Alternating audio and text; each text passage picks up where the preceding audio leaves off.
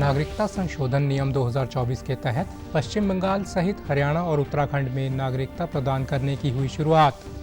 आवेदकों के पहले समूह को दिए गए प्रमाण पत्र। प्रदेश भर में भीषण गर्मी और तपिश जारी। पशुओं के गर्मी से बचाव के लिए एडवाइजरी जारी। रेलवे चलाएगा समर स्पेशल ट्रेनें।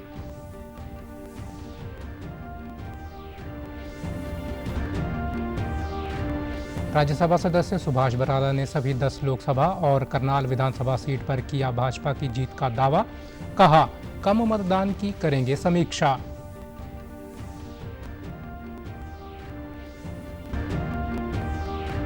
इक्कीस जून को अंतर्राष्ट्रीय योग दिवस से पूर्व पलवल में आयोजित किया जा रहा 3 दिवसीय योग प्रशिक्षण शिविर।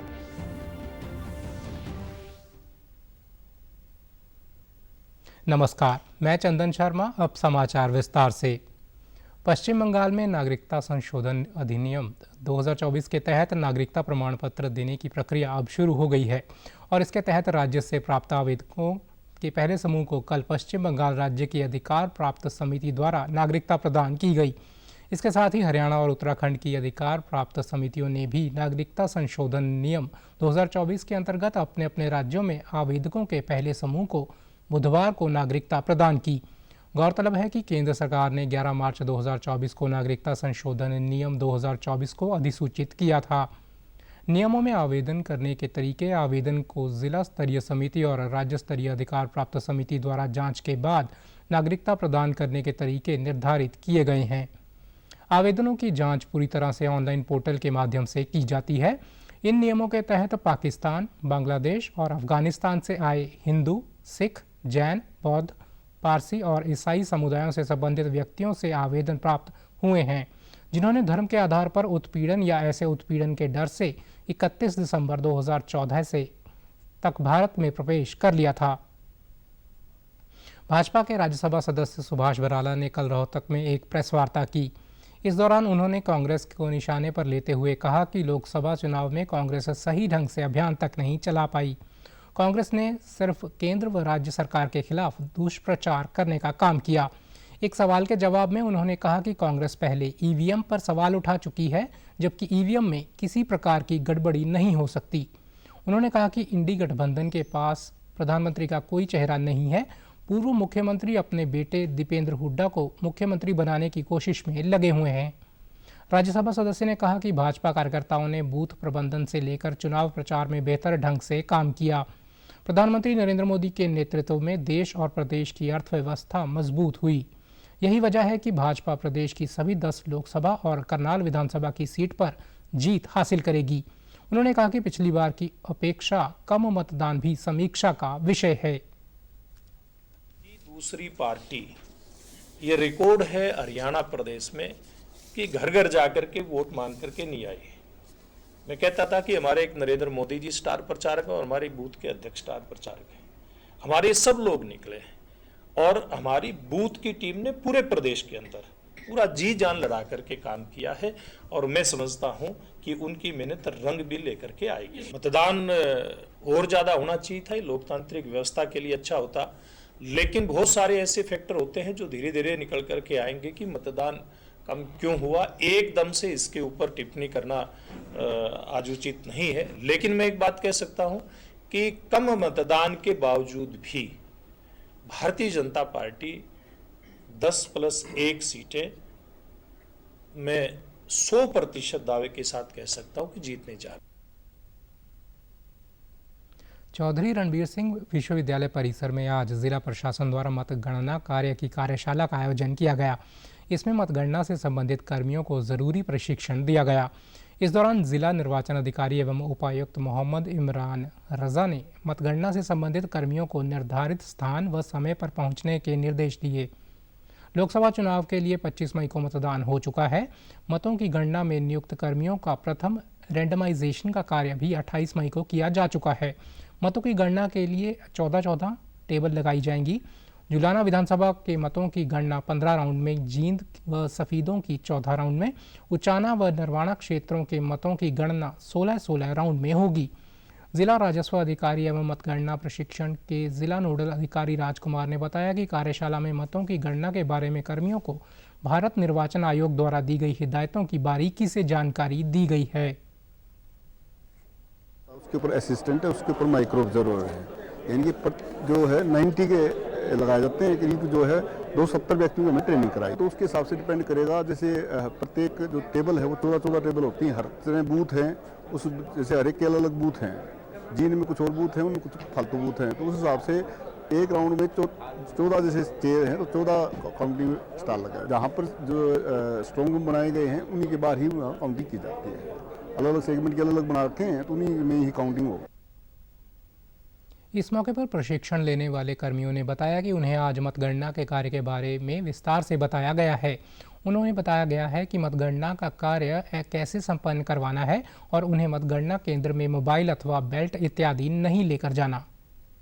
हमें वीडियो भी दिखाई गई है और फिर हमें थोड़ा सा और कुछ इंस्ट्रक्शन दिए गए हैं भाई जब भी आप वोटिंग सेंटर काउंटिंग सेंटर के अंदर जाएं तो बेल्ट नहीं बांधना है, किसी प्रकार से फ़ोन वगैरह नहीं लेके आना है और चेन वगैरह भी नहीं डालना है। वोटिंग के दौरान जब काउंटिंग होगी तो उसके दौरान कुछ सिचुएशन हो सकती है, उसे भी हमें अवगत कराया गया है और उसमें भी किस प्रकार से हमने एक्शन लेना है या फिर उसको कैसे रिसोल्व करना है उसके बारे में पूरी जानकारी दी गई है। काउंटिंग के बारे में बहुत अच्छी जानकारी दी गई है। जो जो स्टेप्स थे वो सारे एक एक करके बारीकी से बता दिया गया है।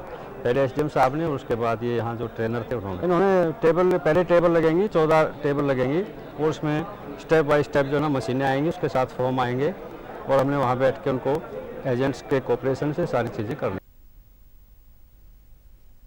गर्मी और लू के सितम के कारण बाजारों से रौनक गायब है और सड़कें सुनसान दिखाई देने लगी हैं।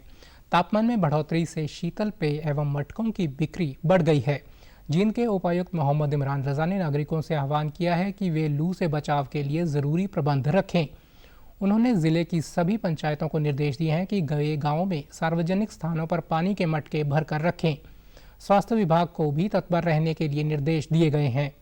उपायुक्त ने बताया कि सरकारी कार्यालयों के विभागाध्यक्षों को पक्षियों के लिए पेयजल की व्यवस्था करने को भी कहा गया है।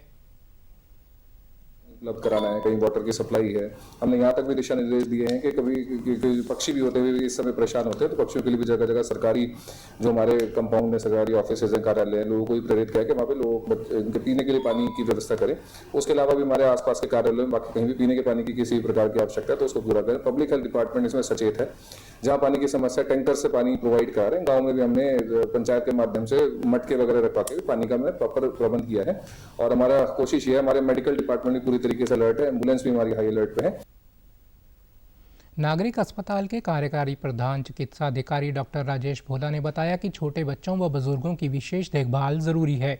विभाग द्वारा जारी एडवाइजरी के अनुरूप तापमान अधिक होने की स्थिति में कड़ी मेहनत का कार्य न करें। कमजोरी, चक्कर आना, सिरदर्द, हीट स्ट्रोक, हीट रैश के संकेतों को पहचानें। यदि आप बेहोशी या बीमार महसूस करें तो तुरंत डॉक्टर को दिखाएं। हल्के रंग के ढीले और छिद्रयुक्त सूती कपड़े पहने। इस्तेमाल करें। घर से बाहर निकलने से पहले जो है आप लोग सिर को अच्छे से ढक करके निकलें। अपने साथ जो है वो पानी की बोतल जो है हमेशा कैरी करके जाएं। जब भी घर से बाहर जाएं नाश्ता या कुछ ना कुछ जो है वो ईटेबल्स खा करके जाएं या फिर फ्रूट्स या सलाद या कुछ ईटेबल्स अपने गाड़ी में या साधन के अंदर रखें। समय समय पर पानी का सेवन करते रहें। बाहर की जो चीज़ें हैं, चाहे वो खुले में जूस मिल रहा है या फ्रूट्स हैं या दूसरे हैं जहाँ पर मक्खी मच्छर या दूसरी चीज़ें बैठी रहती हैं, उनको खाने पीने से अवॉइड करें, बचें उनको खाने पीने से। बाजार में मटके और शीतल पेय विक्रेताओं ने बताया कि तापमान बढ़ने के साथ ही मटकों की बिक्री में इजाफा हुआ है, साथ ही शीतल पेय की बिक्री भी बढ़ी है। पिछली बार से अच्छी है, लेकिन गर्मी ज़्यादा है, लोग कम ही बाहर निकलते हैं। हाँ, सेल अच्छी है, पिछली बार से थोड़ी अच्छा ही काम है इस बार। टेम्परेचर तो 48 चल रहा है, ग्राहक भी कम ही निकलता है, बाहर बिल भी लगती है। सिरसा जिले में लगातार बढ़ती गर्मी के प्रकोप को देखते हुए पशुपालक अपने पशुओं और किसान फसल को लेकर चिंतित हैं। इस कड़ी में पशुपालन विभाग की ओर से पशुपालकों के एडवाइजरी जारी की गई है। पशुपालन एवं डेयरी विभाग के पशु चिकित्सक डॉक्टर कुलभूषण वधवा ने बताया कि लगातार गांवों में पशुपालकों को जागरूक किया जा रहा है। उन्होंने बताया कि पशुपालक अपने पशुओं को ठंडी व छायादार जगह पर बांधें और सुबह शाम उन्हें गांव के तालाब में छोड़ें। इसके साथ साथ पशुओं के खान पान का विशेष ध्यान रखें। ठंडी छायादार जगह पे रखा जाए, अपने आसपास के पेड़ों के पास बांधा जाए। सुबह इन्हें अपने गंतव्य पे, अपने रहने की जगह पे थोड़ा जल्दी किया जाए और शाम को लेट बाहर निकाला जाए। यदि गांव में जोड़ हैं और उनमें पानी की उपलब्धता है तो पशुओं को सुबह शाम जोड़ में छोड़ें ताकि उन्हें गर्मी का प्रकोप कम हो सके। दूसरा, जहां पशुओं के बांधने की जगह है वहां अधिक से अधिक पेड़ लगाए जाएं ताकि प्राकृतिक जो छाया है और हवा है पशुओं को मिल सके। इसके बाद हमें मेन पशुओं की खान पान का ध्यान रखना है। इन दिनों में जैसे तूड़ी अभी थोड़ी सी नई है तो तूड़ी को थोड़ा सा भिगोकर पशुओं को दें। खनिज मिश्रण हो गया, नमक हो गया और मोटा पिसा हुआ अनाज, ये तूड़ी के साथ मिलाकर थोड़ा भिगो के रख दें। जब वो थोड़ा नरम हो जाए उसके बाद पशुओं को खाने के लिए दें। उद्यान विभाग के अधिकारी पुष्पेंद्र सिंह ने मीडिया से बातचीत में बताया कि ज़्यादा तापमान होने से फल वाले पौधों को नुकसान होने की उम्मीद है। वहीं सब्जियां भी इस मौसम में खराब हो सकती हैं। इसके लिए किसानों को अपनी फसल के रखरखाव को बेहतर बनाने की ज़रूरत है। इसके लिए ज़मीन में पराली दबाकर पानी देना चाहिए ताकि ज़्यादा समय तक पानी रहे और ज़मीन में नमी बनी रहे। जो अपने बाग हैं उनके अंदर ज़मीन के जो नीचे भूमि है उसमें जितने भी खरपतवार निकाल के जुताई करके उस पर नीचे पराली की आप मल्चिंग करें। पराली की अगर आप मल्चिंग करते हैं तो सबसे बड़ा बेनिफिट है जो वाष्पीकरण के जो पानी भाप बनता है उसकी जो दर है बहुत ज़्यादा कम हो जाएगी और मिट्टी का जो तापमान है वो नियंत्रित रहेगा और वहाँ पानी कई देर तक बना रहेगा, नमी बनी रहेगी। जैसे मृदा का तापमान बहुत कम रहेगा। अगर जड़ें ठंडी रहेगी तो पौधे में एक क्षमता आती है उस गर्मी से लड़ने की। और जो सिंचाई का जो समय है, जो अंतराल है वो कम कर दें। जैसे अगर आप पहले 4, 5, 6 दिनों से पानी दे रहे तो हर तीसरे दिन या हर दूसरे दिन कम से कम आपको पानी देना चाहिए। वहीं किसानों व पशुपालकों का कहना है कि गर्मी बढ़ने से उनकी फसलों और पशुओं को काफ़ी नुकसान पहुंच रहा है। उन्होंने कहा कि पशुओं के आगे कूलर व पंखे भी लगा दिए गए हैं ताकि पशुओं को गर्मी से राहत मिले। कारण मੱਝਾਂ ਨੂੰ दिन रात 2 टाइम नवा रहे हैं जी, जिंदे करके ਇਹਨਾਂ ਨੂੰ ਠੰਡਕ ਪਹੁੰਚੇ ਤੇ ਗਰਮੀ ਤੋਂ ਬਚਦੀਆਂ ਰਹਿਣ ਜੀ। ਤੇ ਫਸਲਾਂ ਦਾ ਹਾਲ ਕਹੀਏ ਤਾਂ ਵੀ ਫਸਲਾਂ ਜਿੰਨੀ ਗਰਮੀ ਪੈ ਰਹੀ ਹੈ ਇਸ ਹਿਸਾਬ ਨਾਲ ਹੋਣੀਆਂ ਬਹੁਤ ਮੁਸ਼ਕਲ ਹੋ ਰਹੀਆਂ ਨੇ। ਇਸ ਕਰਕੇ ਜੀ ਕੋਸ਼ਿਸ਼ ਇਹ ਵੀ ਉਤੋਂ ਬਰਸਾਤ ਆਵੇ ਤਾਂ ਕੁਛ ਨਾ ਕੁਛ ਠੰਡਕ ਮਿਲ ਸਕੇ ਜੀ। ਗਰਮੀ 'ਚ ਪਸ਼ੂਆਂ 'ਚ ਪੂਰਾ ਫਰਕ ਹੈ ਜੀ। ਲੋ ਬਹੁਤ ਤੇਜ਼ ਹੈ, ਪਸ਼ੂ ਦੁੱਧ ਸੁਕਾ ਰਹੇ ਨੇ, ਚਿੱਚੜੇ ਪਸ਼ੂਆਂ ਨੂੰ ਗਰਮੀ ਕਰਕੇ ਥੱਲੋਂ ਜ਼ਿਆਦਾ ਨਿਕਲ ਕੇ ਚਿੱਚੜ ਜ਼ਿਆਦਾ ਪੈ ਰਹੇ ਨੇ। ਬਹੁਤ ਜ਼ਿਆਦਾ ਬੁਰਾ ਪ੍ਰਭਾਵ ਪੈ ਰਿਹਾ ਪਸ਼ੂਆਂ 'ਤੇ। ਚਾਵਾਂ ਤੇ ਕੁਝ ਕੂਲਰ ਲਾ ਰਹੇ ਆ, ਕੁਝ ਹੋਰ ਪਾਣੀ ਦੇ ਕੋਈ ਫੁਆਰਾ ਸਿਸਟਮ ਆਪਣੇ ਆਪ ਦੇ ਹਿਸਾਬ ਨਾਲ ਕਿੰਨਾ ਕੋਲ ਚੰਗੀ ਗੁੰਜਾਇਸ਼ ਹੈ फुहारा सिस्टम ਜਿਹੜੇ ਸਾਡੇ ਵਰਗੇ ਨੇ मीडियम वर्क ਦੇ ਉਹ कूलर ਦਾ या जिस तरह ਦਾ ही है। प्रदेश में पिछले 18 दिनों से लगातार पड़ रही भीषण गर्मी से आम जनजीवन अस्त व्यस्त हो गया है। लू के कारण लोगों का घरों से निकलना मुश्किल हो गया है। कृषि विज्ञान केंद्र के मुख्य वैज्ञानिक डॉक्टर रमेश वर्मा ने कहा कि पिछले कई दिनों से काफ़ी तेज़ धूप होने से गर्मी का भारी प्रकोप हो रहा है, जिससे खेतों में बेल वाली सब्जियां जैसे खरबूजा, तरबूज, टिंडा इत्यादि के पत्ते जलने लगे हैं। फसलों को भी काफ़ी नुकसान हो रहा है। उन्होंने किसानों को सलाह दी कि वे खेतों में सब्जियों की फसलों और धान के पौध को शाम के समय सिंचाई ज़रूर करें। आने वाले 1-2 दिनों में मौसम वैज्ञानिकों का अनुमान है कि पूरे हरियाणा में खासकर कैथल डिस्ट्रिक्ट में भी हल्की बूंदाबांदी हो सकती है, जिससे तापमान में कुछ गिरावट की संभावना है और इस गर्मी से हमें राहत मिलेगी। किसान भाइयों को ये सलाह दी जाती है कि जिन्होंने नर्सरी लगा रखी है या धान की सीधी बिजाई कर रखी है उनमें हल्का पानी रखें। खासकर जो सब्जियां हैं, बेल वाली सब्जियां हैं जो किसानों के खेतों में लगी हुई हैं, उनमें हल्का पानी देकर रखें। कैथल के डिप्टी सिविल सर्जन डॉक्टर विकास धवन ने कहा कि अत्याधिक गर्मी के चलते स्वास्थ्य विभाग ने हीट वेव से बचाव व लू से बचाव की एडवाइजरी जारी की है। उन्होंने कहा कि सभी पीएचसी और सीएचसी में ओआरएस कॉर्नर बनाए गए हैं। लू से प्रभावित मरीजों के लिए अलग से वार्ड बनाया गया है, जिसके लिए डॉक्टर्स व पैरामेडिकल टीम तैनात है। उन्होंने कहा कि गर्मी वाले समय में विशेषकर दोपहर 12 से 3 बजे के मध्य सूर्य की सीधी धूप में जाने से बचें। बाजार में जंक फूड, कटे और गले सड़े फल और बासी व्यंजन खाने से बचें। हमेशा अपने साथ रखें।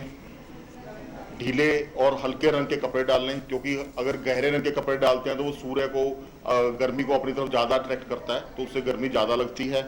बाहर की चीज़ों का सेवन कम से कम लें, क्योंकि गर्मी के अंदर बाहर की चीज़ें जल्दी खराब हो जाती हैं और उसमें पेट की इन्फेक्शन के चांसेस ज़्यादा रहते हैं।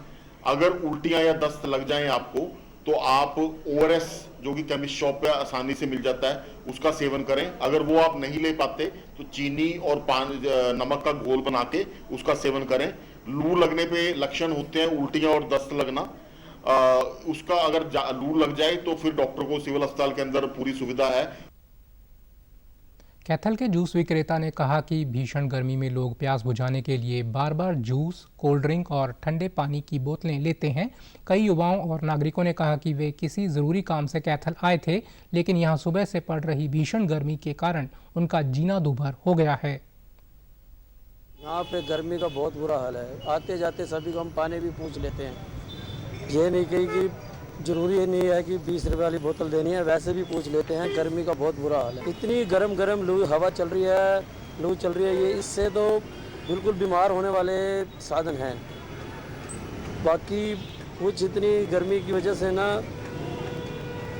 लोग बहुत परेशान हुए हैं। तो घर से चलते हैं तो पानी की बोतल भी साथ में लेके चलना पड़ता है, तो जगह जगह पे पानी भी देखना पड़ता है कि कहीं मिलेगा नहीं मिलेगा। पानी की व्यवस्था भी बहुत सारी जगह पे नहीं मिलती है हमको, तो ये अच्छा रहेगा कि पानी की व्यवस्था हो जाए कहीं ना कहीं पे, वाटर कूलर हो जाए। यहाँ पे शहर में आने के बाद तो जूस पी लिया और कुछ कर लिया, ये करना पड़ता है। तो गर्मी बहुत है, टेम्परेचर बहुत 50 के आसपास गया हुआ है। रेलवे ने गर्मियों की छुट्टियों को देखते हुए टूरिस्ट प्लेसेस के लिए समर स्पेशल ट्रेनें चलाने की तैयारी कर ली है।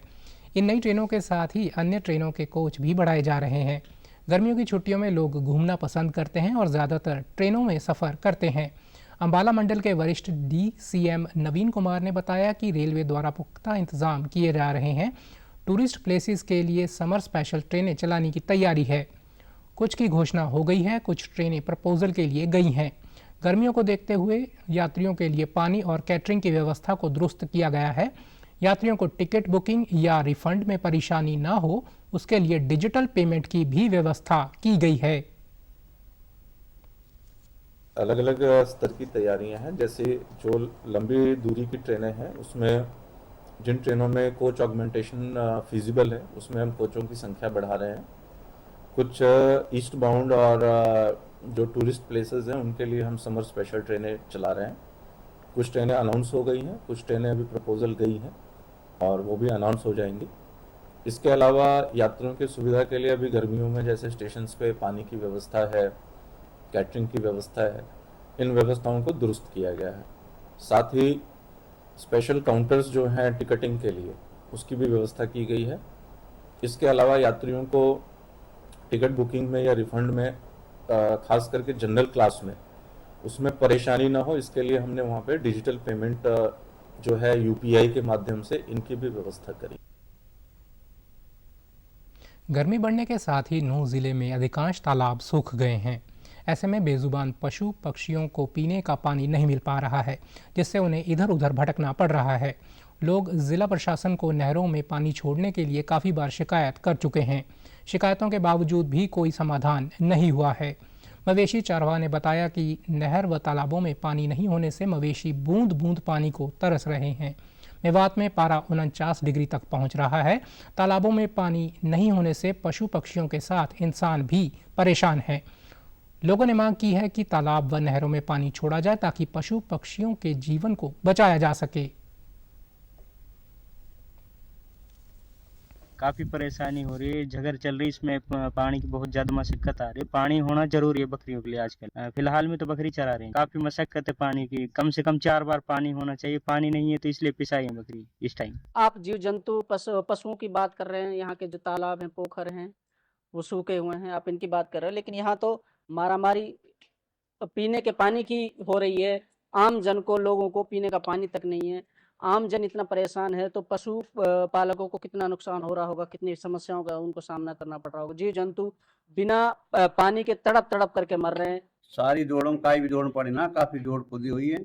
नहरन में कोई पानी नहीं आता। करीब 20 साल पहले, 20 साल से आज तक हमने पानी कभी देखा नहीं। ना पशुओं के लिए पानी है, ना पक्षियों के लिए पानी है। ना ही पीने के लिए पानी है। इतनी बगैर पानी के सारी परेशानी है, ना फसल हो सके, ना भैंस पानी पी सके, ना कोई भी काम ना हो सके। पानी तो सबसे बड़ी समस्या है। फरीदाबाद में गर्मी और लू जहां लोगों को झुलसा रही है, वहीं कई लोग डिहाइड्रेशन का भी शिकार हो रहे हैं। डॉक्टर्स भी इस गर्मी को दिल के मरीजों के लिए घातक बता रहे हैं और सतर्क रहने की सलाह दे रहे हैं। सिविल अस्पताल में पीपीपी की तर्ज पर बने सेंटर की हृदय रोग विशेषज्ञ डॉक्टर गुंजन गर्ग का कहना है कि लू के कारण दिल के मरीजों की संख्या बढ़ गई है। जब तापमान बढ़ता है तो बॉडी पर स्ट्रेस पड़ता है और हार्ट को अतिरिक्त काम करना पड़ता है, इसलिए उसकी ऑक्सीजन आवश्यकता भी बढ़ती है, जिससे दिल की नसें सिकुड़ जाती हैं। इस कारण हार्ट अटैक का खतरा बढ़ जाता है। डॉक्टर गुंजन ने बताया कि पिछले साल के मुकाबले इस साल हार्ट अटैक के मामले बढ़े हैं। ऐसे में लोगों को सतर्क रहना चाहिए। कोशिश करनी चाहिए कि ऐसे लोग ठंडे माहौल में रहें, गर्मी में बिल्कुल बाहर नहीं निकलें और दवाइयाँ टाइम से लें। उन्होंने कहा कि एनर्जी ड्रिंक नहीं पीना चाहिए क्योंकि इसको पीने से हार्ट को ज़्यादा काम करना पड़ता है। उन्होंने कोल्ड ड्रिंक पीने की भी मनाही की।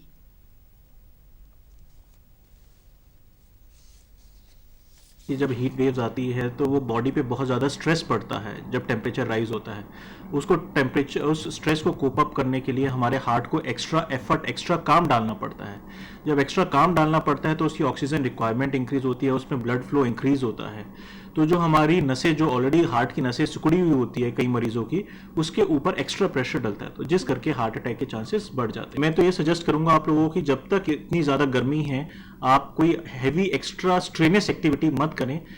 कोशिश करें कि आप इंडोर रहें, कूल काम जगह पे रहें और खूब पानी पीजिए। ऐसा हैवी मैनुअल लेबर मत करें इतनी गर्मी में जिससे आपके हार्ट पे एक्स्ट्रा स्ट्रेस पड़े। और जो हार्ट के ऑलरेडी मरीज हैं उनको तो ज़्यादा सावधानी बरतनी है, अपनी दवाइयाँ रेगुलरली लेते रहें और बिल्कुल इन गर्मियों में बाहर मत निकलें जब तक टेम्परेचर कम ना हो। आज हिंदी पत्रकारिता दिवस है। हिंदी पत्रकारिता की यात्रा 30 मई 1826 को पंडित जुगल किशोर शुक्ल द्वारा शुरू किए गए प्रथम हिंदी समाचार पत्र उदंत मार्तंड के प्रकाशन से प्रारंभ हुई। यह दिन सत्य और साहस के साथ जन कल्याण के उद्देश्य से कार्य करने वाले हिंदी पत्रकारों के विशेष योगदान को समर्पित है। उदंत मार्तंड का हिंदी प्रकाशन भारतीय पत्रकारिता के इतिहास में एक मील का पत्थर साबित हुआ। समाचार पत्र से भारत में पत्रकारिता के एक नए युग की शुरुआत हुई और बाद में समाज और संस्कृति के बीच इस पर बड़ा प्रभाव पड़ा। इससे पत्रकारिता के बारे में लोगों की जागरूकता बढ़ी और नागरिकों को सही जानकारी प्रदान करने में हिंदी समाचार पत्रों का महत्व बढ़ा। 21 जून को होने वाले 10वें अंतर्राष्ट्रीय योग दिवस के उपलक्ष्य में आयुष विभाग ने पलवल में आगरा चौक पर स्थित राजकीय वरिष्ठ माध्यमिक विद्यालय में 3 दिवसीय योग प्रशिक्षण शिविर का शुभारंभ किया। आयुष विभाग पलवल एवं हरियाणा योग आयोग के मार्गदर्शन में हुए इस 3 दिवसीय योग प्रशिक्षण शिविर में आचार्य रामजीत एवं शिष्यों द्वारा योग प्रशिक्षण दिया गया।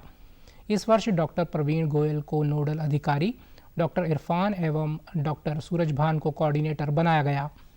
योग शिविर के पहले दिन पतंजलि योग समिति पलवल से जगदीश, जिला योगासन एवं स्पोर्ट्स एसोसिएशन पलवल से गुरमेश, योगाचार्य व अन्य पदाधिकारी जिले के सभी स्कूलों से आए शारीरिक विज्ञान के प्रवक्ता, डीपीआई, पीटीआई अध्यापकों ने सामान्य योग अभ्यास किया। इस दौरान उन्होंने प्रोटोकॉल के अनुसार वृक्षासन, ताड़ासन, पवन मुक्तासन, त्रिकोणासन, प्राणायाम, भ्रामरी आदि योग क्रियाएं की। इस मौके पर जिला आयुष अधिकारी डॉक्टर संजीव कुमार ने बताया कि इस शिविर ने योग प्रशिक्षण से लेकर अध्यापक अपने अपने कार्यस्थल पर अन्य लोगों को प्रशिक्षित करेंगे। आज के कार्यक्रम में सभी आयुष योग सहायकों ने कार्यक्रम को सफल बनाने के लिए अपना योगदान दिया। योग करना प्रत्येक आदमी के लिए जरूरी है जीवन में, और अच्छे से योग करें तो स्वस्थ रह सकते हैं, डॉक्टर की आवश्यकता भी कम होगी। तो इस विषय पे पूरा ध्यान केंद्रित करके ये प्रोग्राम 21 जून का कराया जाएगा।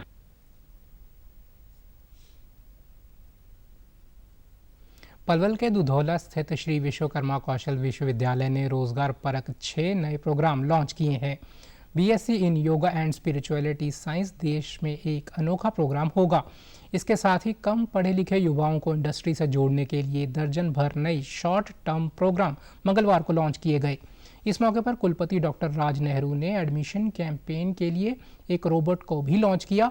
उन्होंने बताया कि ये robot skill department of computer science and IT की चेयरपर्सन प्रोफेसर उषा बत्रा के मार्गदर्शन में विद्यार्थियों ने बनाया है। अब श्री विश्वकर्मा कौशल विश्वविद्यालय में दाखिलों के बारे में कोई जानकारी चाहिए तो जिज्ञासु विद्यार्थी इस रोबोट से पूछ सकते हैं। इसे वेबसाइट से भी लिंक किया गया है। उन्होंने बताया कि एंटरप्रेन्योरशिप को बढ़ावा देने के लिए सिडबी के सहयोग से सुपर 30 प्रोग्राम शुरू किया गया है। परंतु इस तकनीक को एडमिशन्स के अंदर कैसे इस्तेमाल किया जाए, जैसे आज बच्चे ढूंढते हैं कि मुझे एडमिशन में किस प्रोग्राम में क्या आवश्यकता है, क्या फीस है, क्या कोर्स का सिलेबस है, ये सारी चीजें जानने के लिए वो विश्वविद्यालय में जाते हैं। लेकिन हमारे बच्चों ने एक ऐसा प्रोजेक्ट बनाया जहाँ पे ये एक रोबोट जो है ये ऐसी तकनीक से लैस है कि ये बच्चों के साथ बातचीत कर सकता है, और इसी तकनीक को प्लेटफॉर्म हमारे वेबसाइट पे भी लेके गए हैं जहां बच्चे टाइपिंग से, मैसेजिंग से और टेक्सटिंग से इसके साथ चर्चा कर सकते हैं और सारी इंफॉर्मेशन ले सकते हैं। इस दौरान प्रोफेसर उषा बत्रा के नेतृत्व में विद्यार्थियों ने इस रोबोट की कुशलता और कार्यशैली का प्रदर्शन किया। रोबोट ने श्री विश्वकर्मा विश्वविद्यालय के बारे में पूछे गए सवालों के त्वरित उत्तर दिए। कुलपति ने रोबोट बनाने वाले विद्यार्थी अमन, कृष्ण, कुणाल, इंद्रजीत और निशांत की पीठ थपथपाई। हमने हाइट रखने की कोशिश की थी, but due to some wheels and उसकी वजह से इसकी हाइट बढ़ गई, हमारे अंदाजे के हिसाब से वो बढ़ गई। कि जो इसकी हाइट है वो हमने इस वजह से इतनी एडजस्ट की हुई है कि प्रॉपरली एक बंदा उससे इंटरेक्ट कर सके, कि किसी भी हाइट का उसके साथ कंफर्टेबल हो, उसको कोई प्रॉब्लम ना आए। दूसरा, हमने इसके अंदर काफ़ी एक ऐसा फ्रेम्स बनवाए हैं कि जिसकी वजह से ये मूवमेंट करते टाइम भी गिरे नहीं। और जो ये मोटर्स हैं आप देख रहे होंगे, इसमें हमने पहले टायर्स लगे हुए थे वो रिमूव किए हैं, प्रॉपर प्लास्टिक का इस्तेमाल किया है। क्योंकि इसमें हमने फ्रिक्शन की वजह से इसकी मूवमेंट। लोगों को पेड़ों की अहमियत समझाने और पर्यावरण संरक्षण के लिए जागरूक करने में करनाल के व्यक्ति ने अनूठी मिसाल पेश की है। पर्यावरण के प्रति इस परिवार की दीवानगी कहिए या फिर माँ की यादों को संजोने का बहाना। विशाल शर्मा के परिवार ने घर में माँ के हाथों से लगाए एक आम के पेड़ को बचाने के लिए अपने नए बन रहे घर के लिए पेड़ काटने के बजाय अपनी छत को काटना ही बेहतर समझा।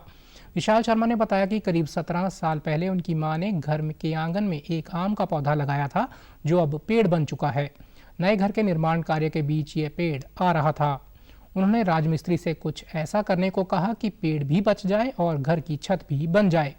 राजमिस्त्री ने घर के लेंटर में सुराख करके पेड़ को उसके बीच से निकाल दिया, जिससे एक हरा भरा पेड़ कटने से बच गया।